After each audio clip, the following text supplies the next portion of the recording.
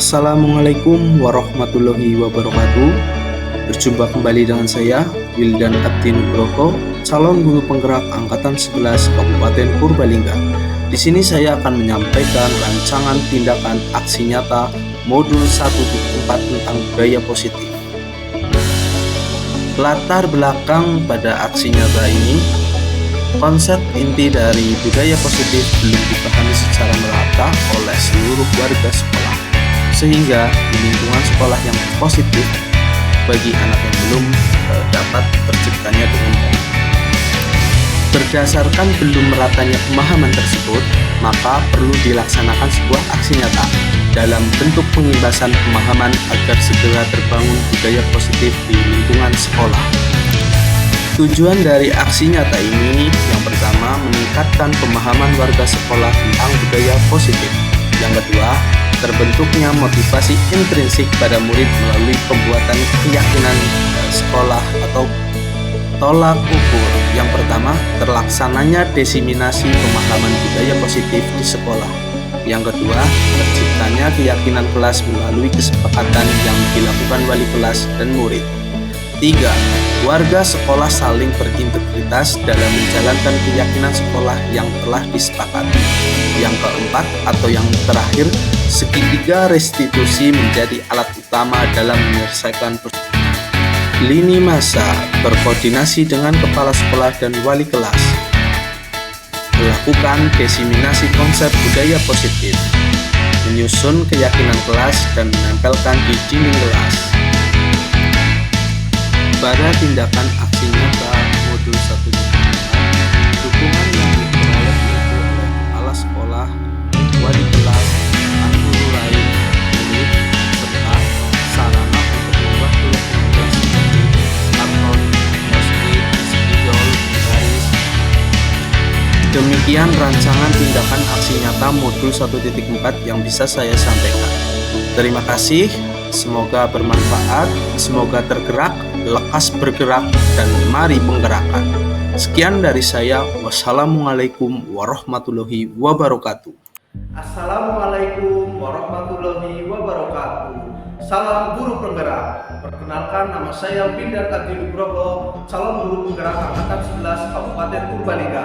Pada kesempatan ini saya akan menyampaikan video aksi nyata diseminasi budaya positif di SD Negeri 2 Lampung, Kecamatan Pejombong, Kabupaten Purbalingga. Selamat menyaksikan.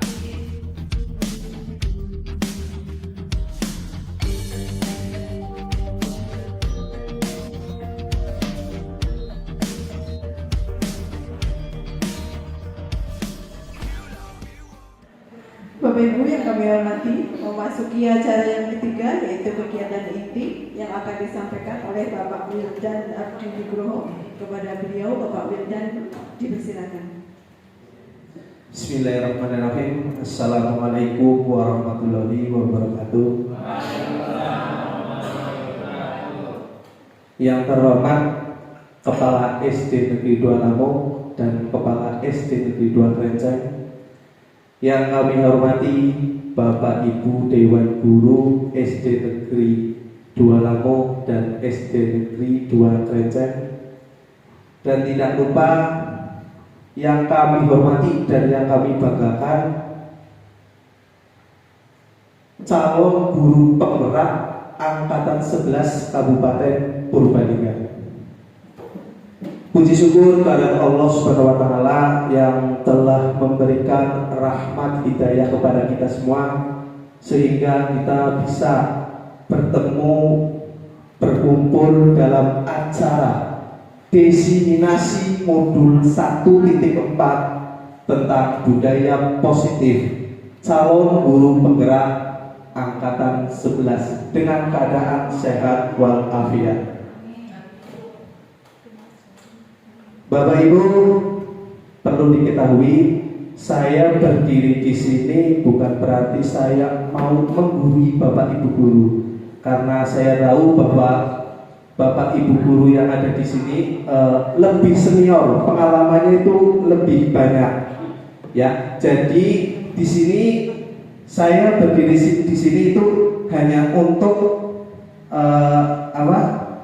memenuhi tugas saya sebagai calon guru penggerak angkatan 11 Kabupaten Purbalingga. Bapak Ibu yang kami hormati, ya, sebelum saya menyampaikan materi tentang budaya positif, ya, ini saya ada ice breaking agar Bapak Ibu itu tidak ngantuk, ya. Mungkin tadi sudah bersenang-senang, di sini saya ada pertanyaan. Negara manakah yang hanya ada 2 wanita? Coba ada yang bisa jawab, Bapak Ibu, monggo. Ya, Pak Bagio, besoknya Pak Bagio itu iya, oke. Apa Pak Bagio atau Bapak Ibu yang lain? Oke, jawabannya adalah Italia. Tepuk tangan. Italia. Oke. Untuk pertanyaan selanjutnya, nasi apa yang susah untuk ditelan? Tolong jangan buka Google dulu, ya. Oh, ternyata dari tadi Bu Isnur itu buka Google, ya. Kira-kira nasi apa, Bapak Ibu? Hah? Nasi apa yang susah untuk ditelan? Aduh, kira-kira roti marugi. Segado. Coba jawabannya adalah nasihat. Apalagi nasihat istri, ya, Pak Bagio. Nasihat istri itu sangat sulit untuk diterima. Seperti itu. Oke, terima kasih Bapak Ibu. Untuk selanjutnya, nah, saya akan menyampaikan kaitannya dengan budaya positif. Nah, di sini budaya positif yaitu yang pertama ada disiplin positif dan nilai-nilai kebajikan universal. Yang kedua ada teori motivasi, hukuman dan penghargaan, restitusi. Yang ketiga keyakinan kelas. Yang keempat kebutuhan dasar manusia dan dunia berkualitas. Yang kelima posisi kontrol restitusi. Dan yang terakhir ada segitiga restitusi. Yang akan saya sampaikan pada kesempatan siang hari ini yaitu tentang budaya positif, ya, tentang 5 posisi kontrol dan segitiga restitusi. Nah, perlu Bapak Ibu ketahui bahwa 5 posisi kontrol dalam restitusi adalah proses perjalanan seorang pendidik agar dapat mengenali dirinya. Nah, nanti saya akan menampilkan sebuah video, ya. Kita akan membahas tentang 5 posisi kontrol yang dikembangkan oleh Diane Gusset dan contoh penerapannya. Perlu Bapak Ibu ketahui bahwa 5 posisi kontrol restitusi, ya. Yang pertama, posisi penghukum. Yang kedua ada posisi pembuat merasa bersalah. Yang ketiga ada posisi teman. Yang keempat ada posisi pemantau atau monitor. Dan yang terakhir adalah posisi manajer. Nah, di sini saya akan menampilkan sebuah video, ya. Di dalam video tersebut ada peserta didik namanya itu Naren. Naren itu terlambat hadir 20 menit ke sekolah. Nah, untuk memahami 5 posisi kontrol tersebut, mari kita saksikan kasus Naren, ya, dalam menghadapi masalah tersebut. Nah, jadi dari kelima posisi kontrol, ya, yang akan kita hadapi seperti itu. Ini adalah contoh posisi penghukum. Bapak Ibu monggo diperhatikan.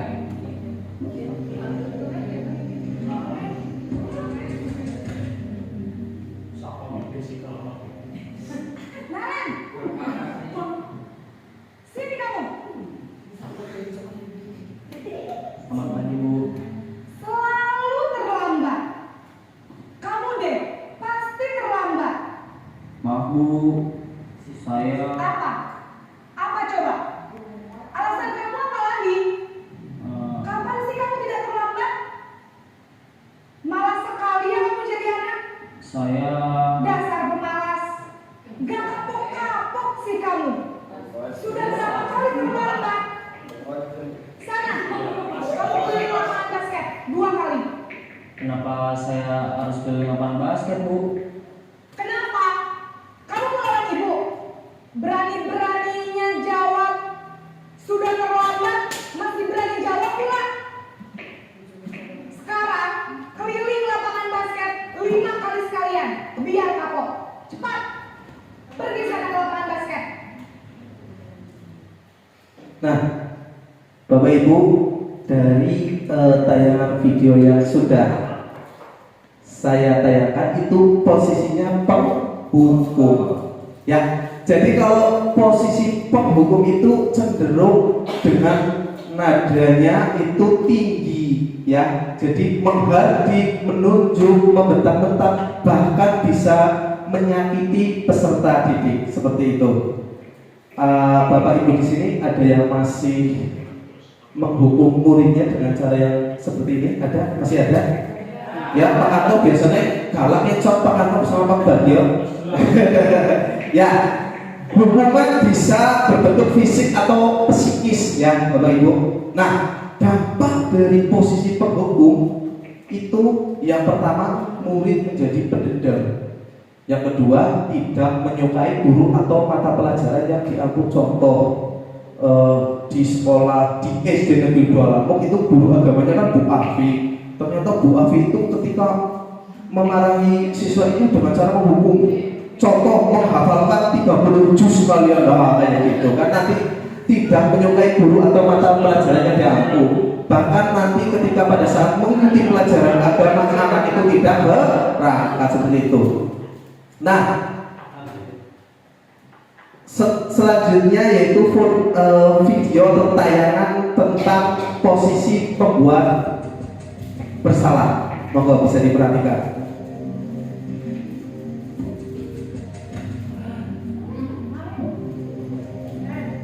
Naren!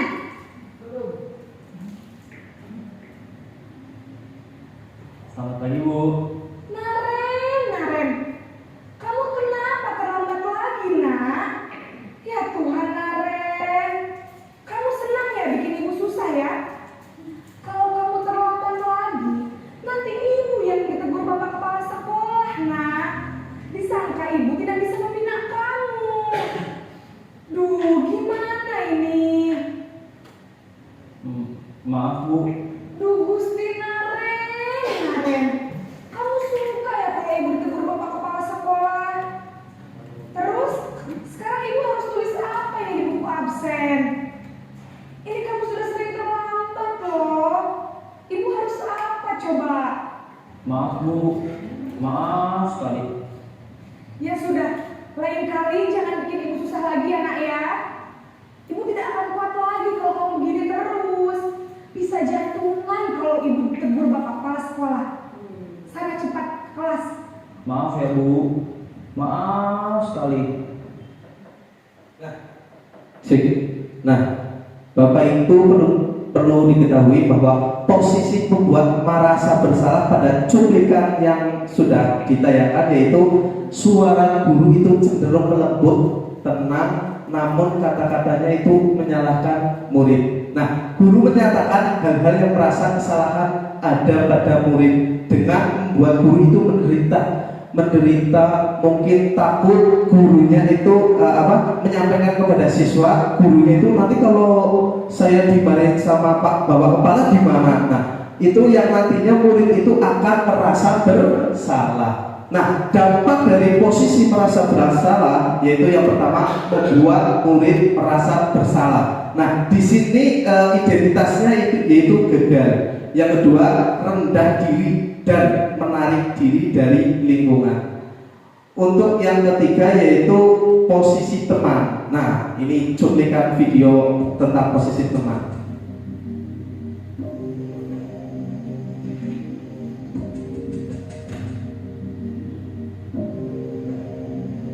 Naren!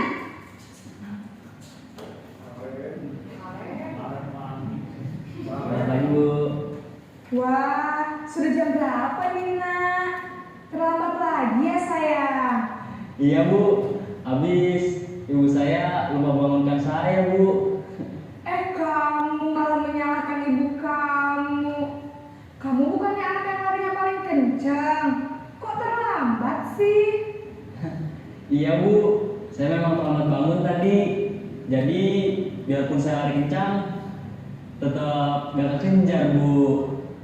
Ya sudah sana. Nanti lain kali larinya lebih kenceng lagi ya. Biar gak terlambat lagi. Bikin seneng ibu. Demi ibu. Bisa kan? Bisa lah Bu.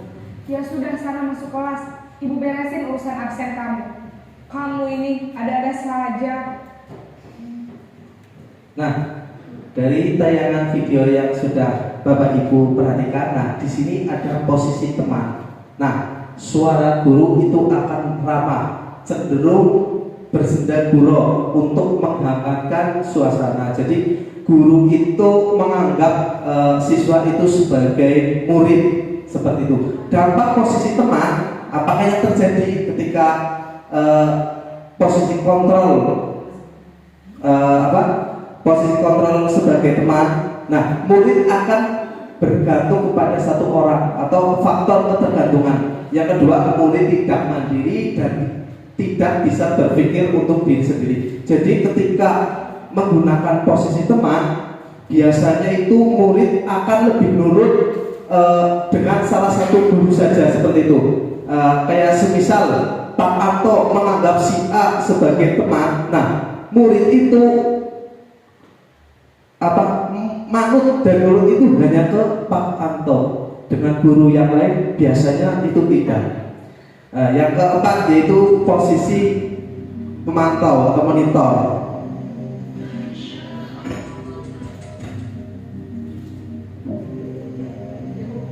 Naren!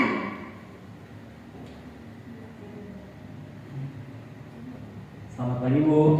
Naren, apa peraturan sekolah kita tentang jam berapa kita harus masuk sekolah, Nak? Kita harus di sekolah jam 7 Bu. Iya betul, sekarang sudah jam 7.20. Naren sudah tahu konsekuensinya jika terlambat hadir. Paham Bu.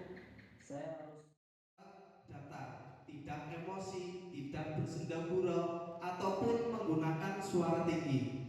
Di sini tercipta identitas positif atau berhasil. Pemantau perlu senantiasa memantau pada saat murid diberikan sanksi, maka guru pun harus selalu mengawasi. Dampak dari posisi pemantau, murid akan menghitung ya konsekuensinya dan hadiah tanpa memahami sepenuhnya nilai-nilai kebajikan yang dituju. Terus yang kedua, tidak sepenuhnya mandiri.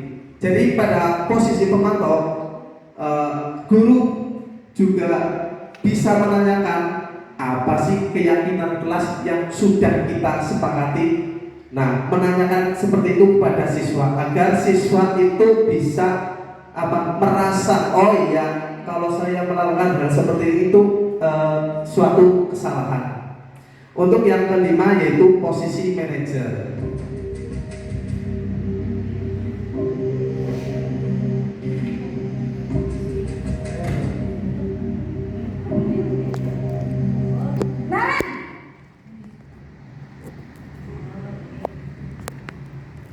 Selamat pagi Bu.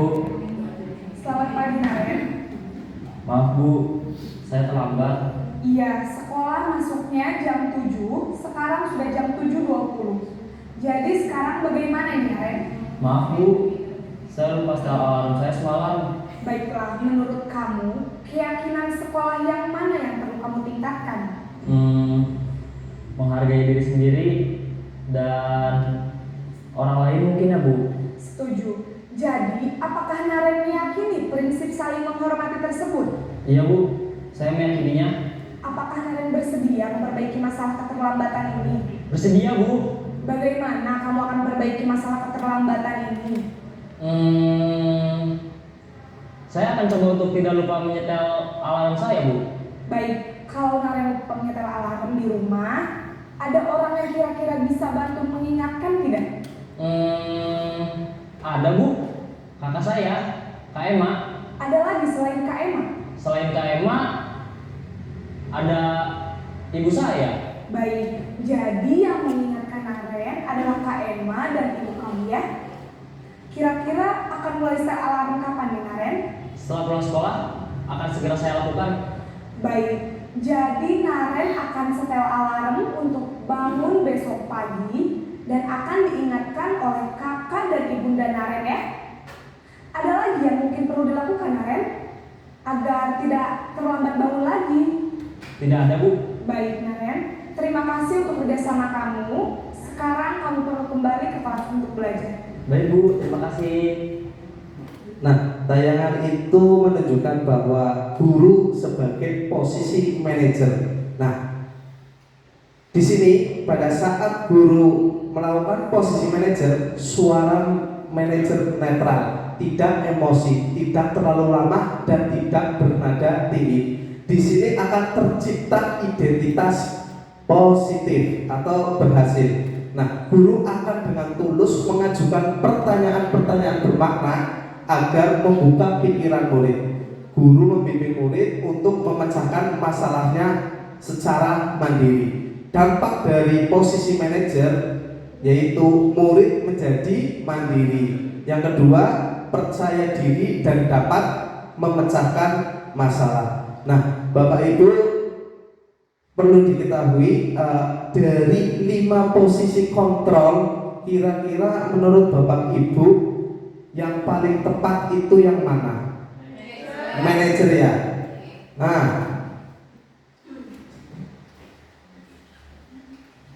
posisi yang menunjang intrinsik murid yaitu posisi manajer. Nah, di dalam posisi manajer ya, guru dapat menerapkan disiplin positif yang berpihak pada murid, yang memerdekakan murid. Tujuannya yaitu guru dapat menciptakan murid-murid yang mandiri, merdeka, dan bertanggung jawab. Nah, Bapak Ibu perlu diketahui untuk posisi manajer, untuk selanjutnya yaitu segitiga restitusi. Restitusi adalah suatu proses dialog yang dijadikan oleh guru atau orang tua agar dapat menghasilkan murid yang mandiri dan bertanggung jawab. Saat guru di posisi manajer tadi, aspek yang dikembangkan pada murid adalah motivasi intrinsik. Nah, segitiga restitusi yaitu ada 3 sisi. Yang pertama, menstabilkan identitas. Yang kedua, validasi tindakan yang salah. Yang ketiga, menanyakan keyakinan.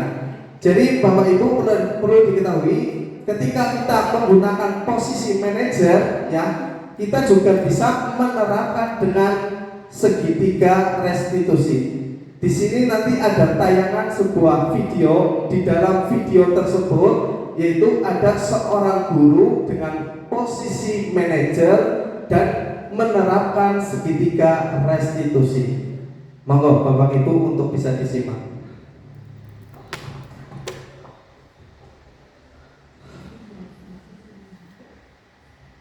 Siang, Sarah. Siang, Pak. Sudah lama nggak ketemu Sarah? Kenapa hari ini ada di sini? Kesel, Pak. Kesel banget. Masa aku dikatain tukang fitnah, Pak? Ya aku marah lah. Aku balik katain Eka di depan kelas. Kesel banget.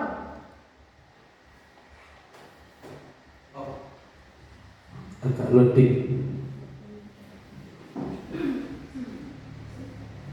Itu kuotanya habis sampai ya? Itu. Ya pasti kamu marah dan kesal. Oh iya.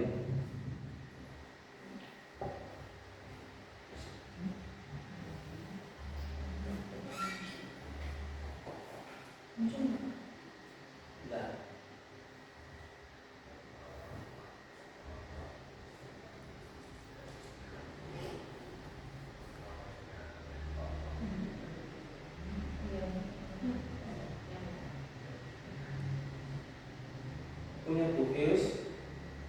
Nanti apa Bu?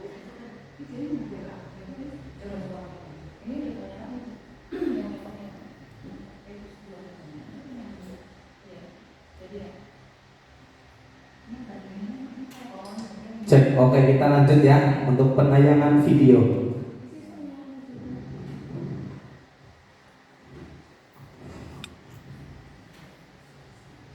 Siang, Sarah. Siang, Pak. Sudah lama nggak ketemu Sarah. Kenapa hari ini ada di sini? Nah, ini Kesel, Pak. tayangan Kesel banget. menstabilkan Masa aku dikatain identitas. tukang fitnah, Pak? Ya aku marah lah. Aku balik katain Eka di depan kelas. Kesel banget. Oh begitu. Ya pasti kamu marah dan kesal. Bapak juga akan marah apabila ada yang menuduh Bapak seperti itu. Kemudian pada saat itu kamu mau melakukan apa? Ya saya langsung ngatain Eka lah, Pak. Kesel banget. Saya bentak-bentak dia depan teman-teman lain. Oh begitu. Pasti kamu melakukan seperti itu karena suatu alasan tertentu kan? Iyalah, masa saya diam saja, Pak? Ya saya bela diri lah. Masa saya dituduh tukang fitnah? Ya wajar lah. Mempertahankan harga diri itu sesuatu yang penting buat kamu. Untung kamu tidak bertindak lebih gegabah lagi. Hanya membentak-bentak. Iya, Pak. Untung saya masih bersabar dan hanya membentak saja. Sudah gemes padahal. Saya pasti bela diri lah. Ya pasti ya. Tapi kamu memilih untuk tetap bertahan dan bersabar. Kamu memilih untuk tidak berbuat lebih parah lagi bukan? Iya. Nah, sekarang coba kita lihat lagi tindakan kamu yang bentak-bentak Eka di kelas. Tindakan kamu itu kira-kira sesuai dengan keyakinan kelas atau prinsip kamu tidak? Enggak lah, Pak. Capek, Pak, jadi pemarah. Jadi keyakinan atau prinsip mana yang kurang sesuai dengan keinginan kamu? Ya, saya sebenarnya sangat menghargai orang lain. Mungkin saat itu saya menjadi emosi. Jadi tidak menunjukkan sikap itu. Kamu meyakini tidak? Menghargai orang lain itu penting buat kamu. Yakinlah, Pak. Iya, setuju. Kita harus saling menghargai. Namun ada juga keyakinan yang kita sepakati yang perlu kita jalankan apabila kita sedang marah, bukan? Ya, saya bisa lebih proaktif, mulai dengan diri sendiri. Saya bisa jadi lebih bersabar, mengambil waktu jeda untuk berpikir mau apa selanjutnya. Kira-kira kamu bersedia memperbaiki masalah ini tidak? Bersedia, Pak. Kalau kamu memperbaiki masalah,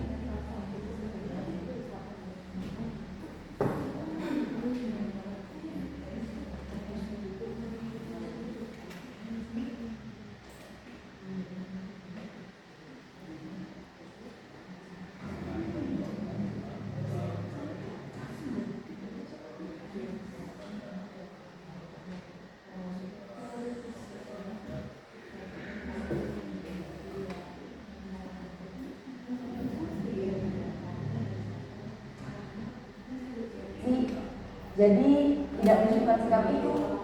kamu meyakini tidak? Menghargai orang lain itu penting buat kamu. Yakinlah, Pak. Iya. Ya, mohon maaf ya, Bapak Ibu, karena ini untuk video menggunakan sinyal. Ya, Pak. Sudah lama nggak ketemu Sarah? Setuju. Kita harus kita jalankan apabila kita sedang marah, bukan? Ya.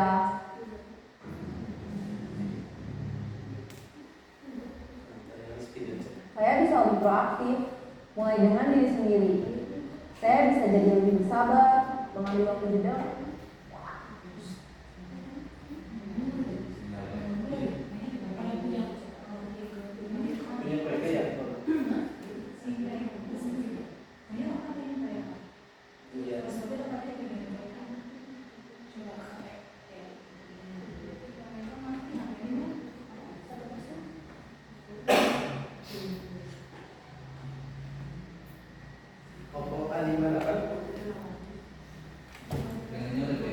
Pikir mau apa selanjutnya.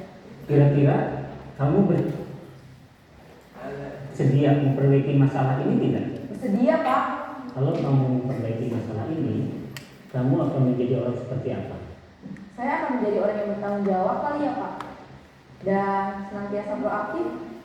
Iya. Menurut kamu, bagaimana rasanya menjadi orang seperti itu?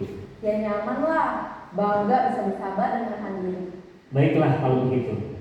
Yuk kita pikirkan bagaimana memperbaiki masalah ini.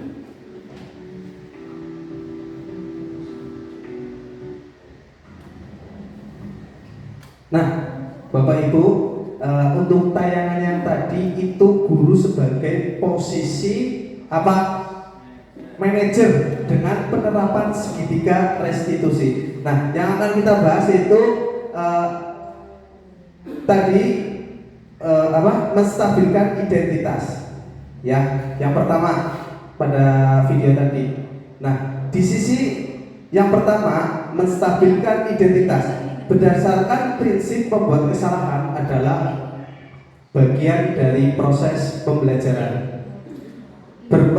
Berperan menggeser identitas murid dari identitas gagal ke identitas sukses. Nah, Bapak Ibu jangan mengkritik murid yang sedang mengalami identitas gagal, karena nanti ketika kita mengkritik emosi si anak itu akan semakin menjadi seperti itu. Nah, Bapak Ibu ketika pada sesi menstabilkan identitas, Bapak Ibu bisa mengajukan pertanyaan-pertanyaan. Yang pertama, membuat kesalahan sesuatu yang wajar. Bisa manusia itu tidak ada yang sempurna. Terus, nah, kita bisa memperbaiki masalah ini. Jadi ajukan pertanyaan itu kepada murid yang seperti ini ya, membuat kesalahan sesuatu yang wajar. Manusia tidak ada yang sempurna. Kita bisa memperbaiki masalah ini. Yang terakhir, saya tidak menanyakan kesalahannya kepada si murid, tetapi fokus memperbaiki masalah yang terjadi seperti itu. Apa saat ini kamu tengah menjadi orang yang baik untuk dirimu sendiri? Lalu yang kedua yaitu validasi tindakan yang salah. Dari sisi yang kedua, validasi tindakan yang salah, ya, berdasarkan prinsip setiap perilaku berupaya memenuhi suatu kebutuhan tertentu. Guru akan menggeser dari pemikiran stimulus respon menjadi proaktif. Yang ketiga, pernyataan atau pertanyaan disampaikan dengan nada suara yang tidak menghakimi atau memojokkan siswa. Nah, Bapak Ibu bisa mengajukan pertanyaan-pertanyaan pada saat memvalidasi tindakan yang salah kepada siswa, yaitu kamu bisa saja bertindak lebih gegabah lagi dari ini. Nah, kamu bukan melakukan tanpa suatu alasan tertentu. Yang ketiga, kamu melakukan karena mempertahankan sesuatu yang penting bagimu. Yang terakhir, mungkin kamu bisa mempelajari suatu perilaku baru yang efektif.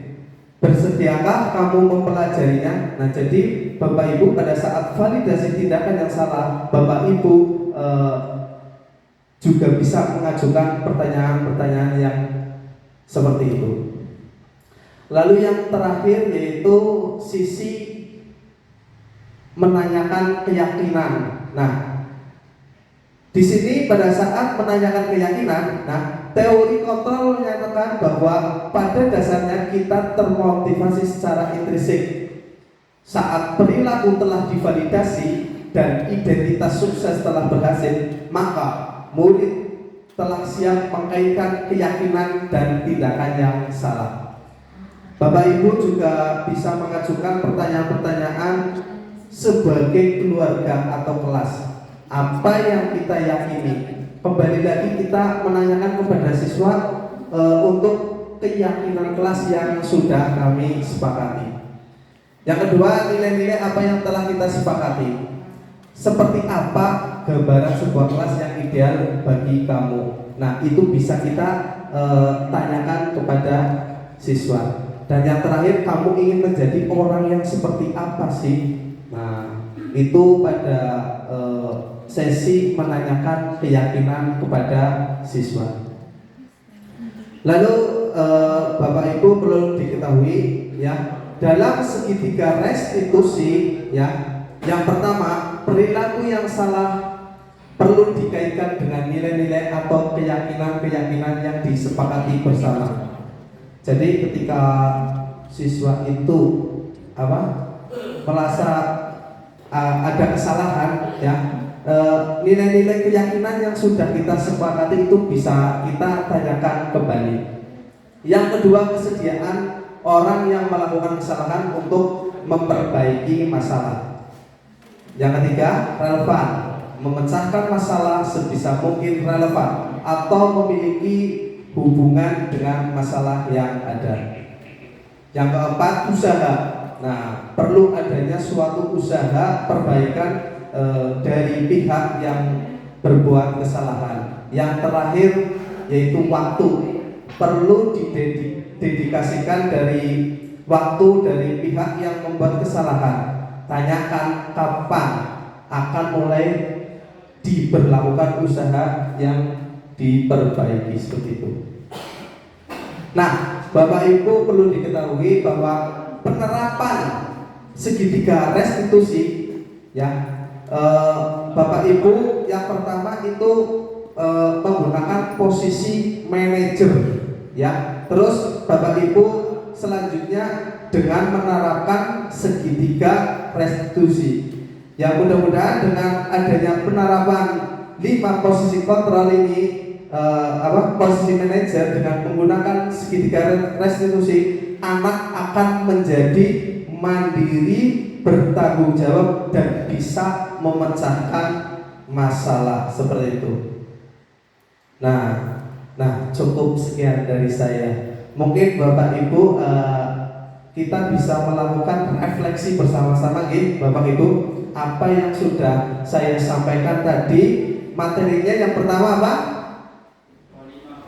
5 posisi kontrol. Nah, 5 posisi kontrol yang paling tepat yang kita lakukan posisi manajer. Nah, kita melakukan posisi manajer dikaitkan dengan segitiga restitusi. Mudah-mudahan dengan apa yang sudah saya sampaikan, Bapak Ibu bisa menerapkan kepada peserta didik di sekolah masing-masing.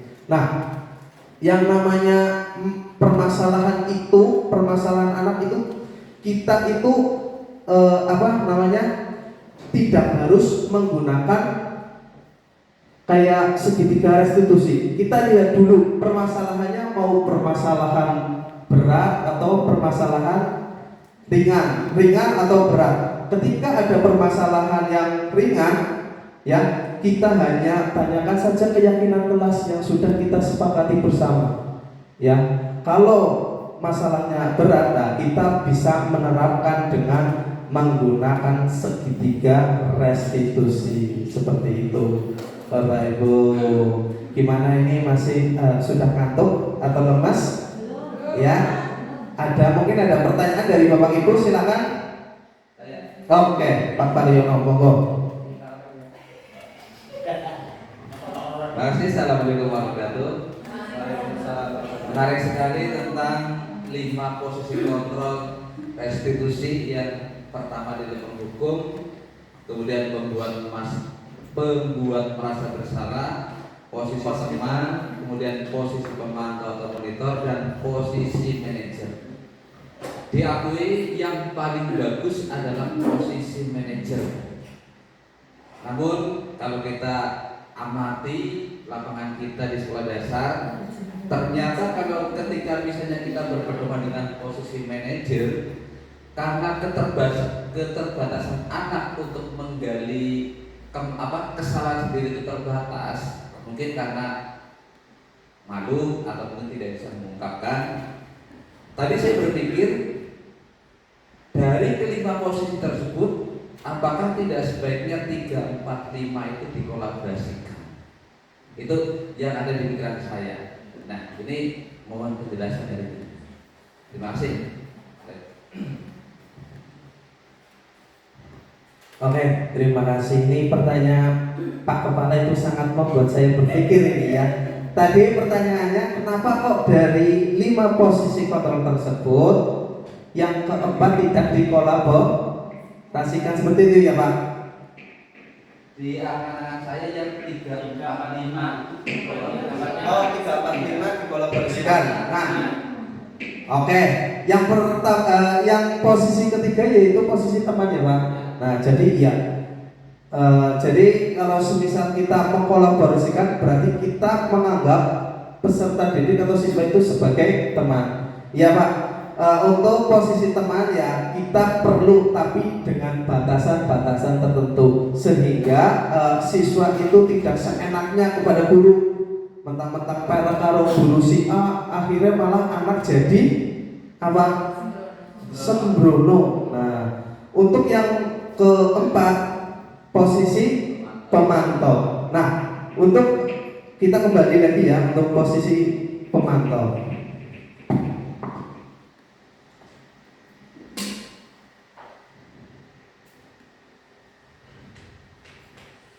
Bentar, kita ulas kembali dari awal.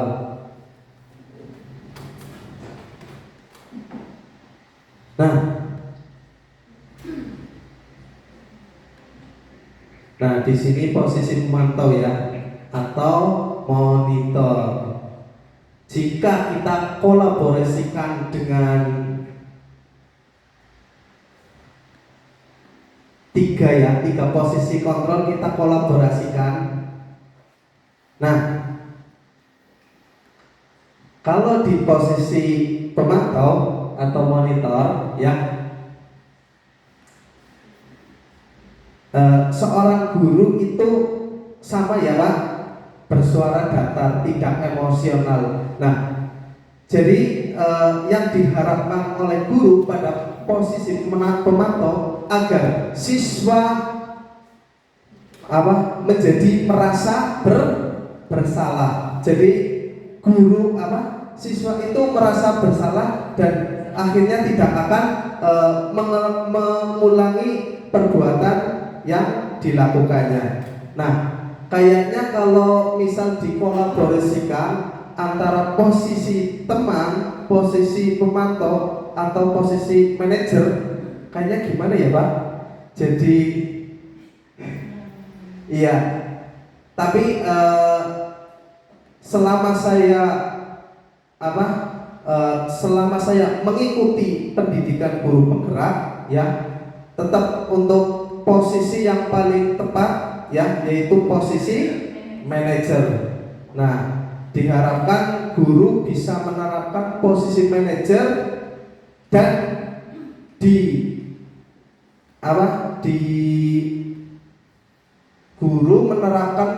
guru memilih posisi manajer dan diterapkan menggunakan segitiga restitusi seperti contoh pada tayangan video tadi seperti itu Pak. Iya, terima kasih. Mungkin ada pertanyaan yang lain. Oke Mas Sofa, monggo. Ya, terima kasih. Ya tadi kita sepakati bersama bahwa posisi manajer itu adalah yang terbaik. Kemudian kita lakukan dengan segitiga restitusi. Sementara di segitiga restitusi sendiri nanti terakhir itu mengacu pada keyakinan siswa. Yang saya tanyakan sebenarnya hal dasar, apakah semua keyakinan yang ada dalam diri siswa itu memang benar atau memang bisa saja keyakinan itu memang salah secara universal gitu. Kalau seandainya kita mengacu pada keyakinan siswa, tapi ternyata keyakinan yang dipercaya siswa itu memang salah secara universal, kita harus bagaimana? Gitu.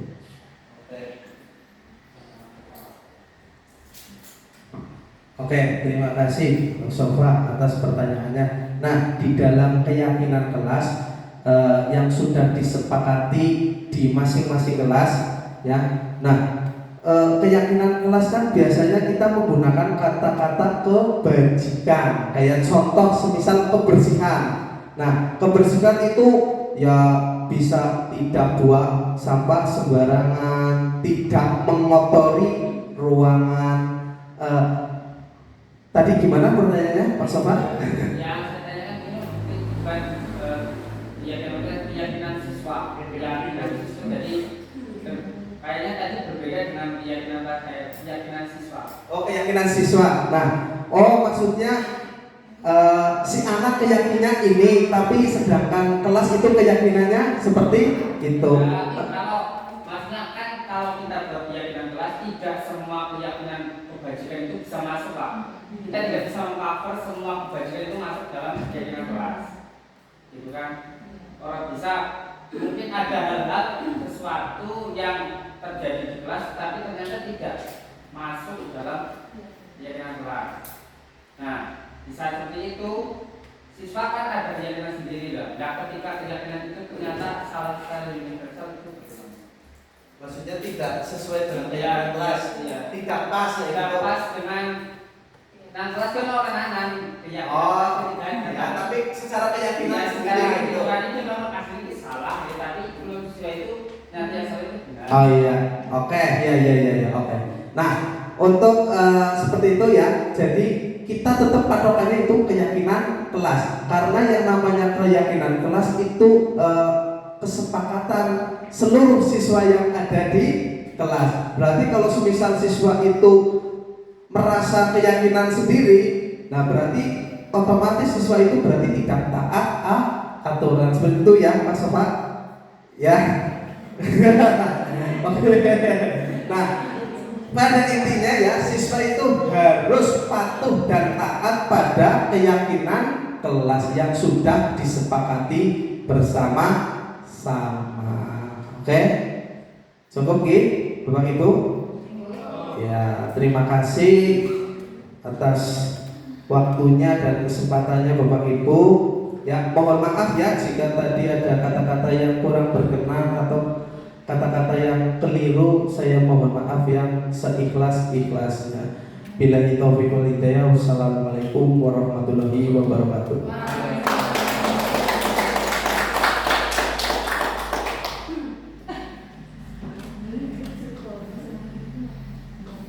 Terima kasih kami sampaikan kepada Bapak Wildan yang telah menyampaikan materinya dengan sangat luar biasa. Bapak Ibu yang saya hormati, memasuki acara yang keempat, yaitu kesan dan pesan yang akan disampaikan oleh Bapak Pariono. Kepada beliau Bapak Pariono dipersilakan.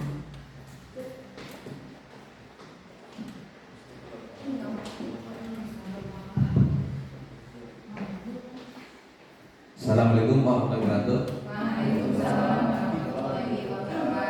Nah, terima kasih kepada pembawa acara yang telah memberi kesempatan pada saya untuk menyampaikan kesan dan pesan. Yang jelas yang pertama kesan. Kesannya adalah hari ini kami semua yang di sini mengucapkan alhamdulillah. Alhamdulillah karena kegiatan hari ini, yaitu kegiatan diseminasi modul 1 4 budaya positif kolaboratif antara Wildan, UIS dan WK berjalan dengan lancar. Kemudian kami sebagai peserta audien itu alhamdulillah merasa tertarik. Kemudian setelah kita cermati, ternyata benar ada sebuah pertentangan yang terjadi di lapangan dengan apa yang disampaikan oleh tim, katakanlah tim CGP ini. Mudah-mudahan nanti kami bisa membawa apa yang disampaikan hari ini, karena kami juga dari SD2 Krenceng, SD2 Lampung itu ada perwakilan yang menghadiri, dan ini nanti akan bermanfaat dengan 2 sekolah. Kemudian pesannya adalah pesan dengan khususnya dengan Bapak Ibu CGP yang 3 orang ini adalah sesuai dengan motonya bahwa kemarin kalau salah dengar di SMWadia, tergerak, bergerak, dan menggerakkan. Di tahapan ini panjenengan sudah tergerak, kemudian sudah bergerak, dan sudah mulai menggerakkan.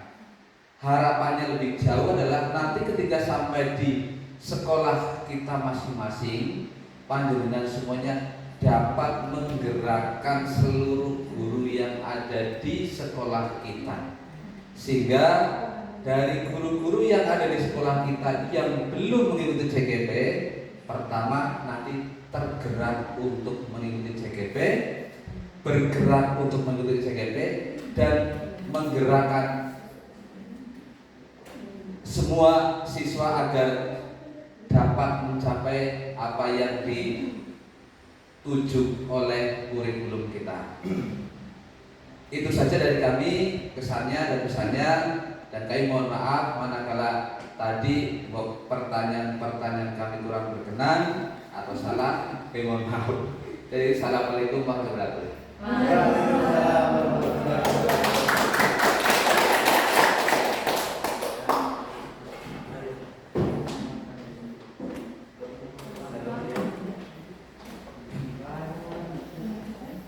Kami sampaikan terima kasih kepada Bapak Paryono yang telah menyampaikan kesan dan pesannya. Bapak Ibu yang kami hormati, acara demi acara telah kita lalui bersama tanpa halangan suatu apapun, dan kini tiba saatnya kita di penghujung acara, yaitu penutup. Marilah acara pada siang hari ini kita tutup dengan bacaan hamdalah bersama-sama. Saya mohon maaf selaku bawa acara. Sampai jumpa di lain waktu, dan saya akhiri. Wassalamualaikum warahmatullahi wabarakatuh.